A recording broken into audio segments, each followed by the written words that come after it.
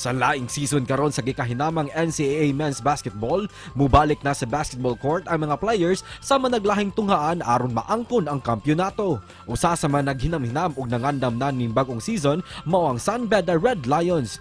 Mas ilang palanugon ang tingog sa Leon sa mga San Beda Red Lions, simbolo silang kagustuhan nga maangkon ang kadaugan. Ang sugbuan ng point guard na si Gabriel Cometa excited na sa NCAA Season 98 kay andam na siyang ipakita ang iyang labok sa basketball court. Ang mga training nga iyang nakatunan kaniadto isip usa ka proud UV Green Lancers andan man niyang ipakita aron masungkit ang kadaugan. Karong buntaga ato siyang mas ilailahon og sayrantang ilang pagpangandam dinhi lang sa GMA Regional TV Live. Kapuso ning pagsugod na sa bag-ong season sa NCAA atong ilahon pipilas sa mga basketballista ang atong angayang atangan. Usa na ini sugbuanon mga kapuso, point guard sa San Beda Red Lions atong ilahon. Pangumustahon nato karong buntaga Gab Cometa. Maayong buntag Gab, kumusta ka ug welcome sa GMA Regional TV Live. Good morning, sir. Okay lang.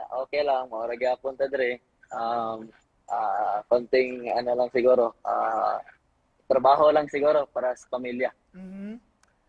Ila-ilahon sa kanamo rong buntaga first up. Gab, taga-asa man ka diri sa Sugbo, unsay kurso nimo, unsay diha sa San Beda, unsay nakangayir? Ako taga Bakayan, Cebu City ko mismo sa Head and View subdivision. So, mag third year ako sa karon na open sa klase. Kining imong abilidad sa sports, Gab. Bata pa ka, nagsugod ani nakahiligan na nimo, kinsa may nimong influence nimo sa sport, sa basketball? Nag-start din ko og basketball siguro mga 3 years old ko.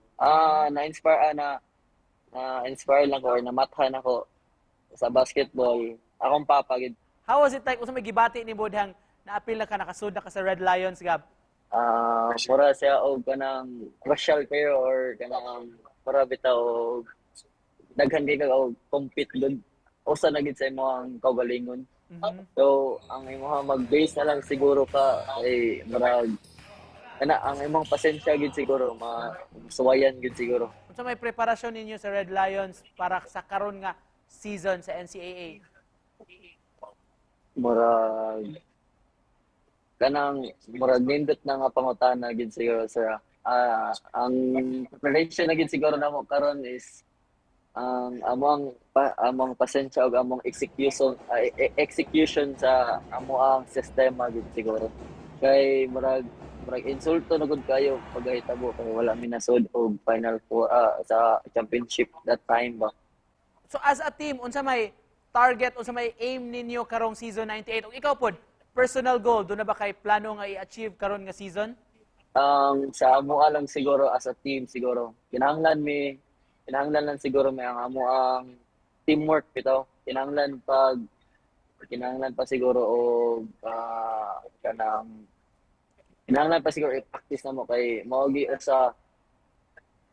usa ka butang nga kinahanglan namo karon kay mostly sa namo karon kay mga new players, mga rookie, mga tulo na lang siguro kabuok ang senior or upat.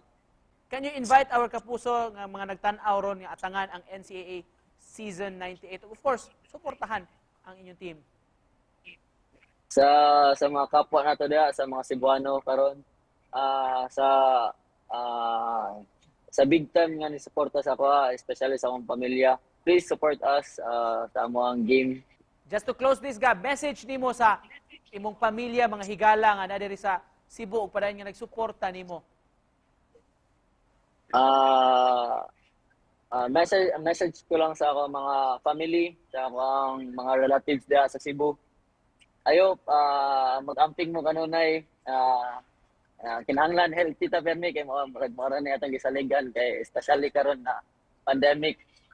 Regards lang ko sa akong mga magpapang nga sa Cebu, ako mga manghod, mga uyuan, mga iyaan ako nga nasa Cebu, sa Bakayan. I hope dili mo magkumpiyansa karon nga panahon na. I hope healthy ta and kinahanglan ta mag-ampo kanunay.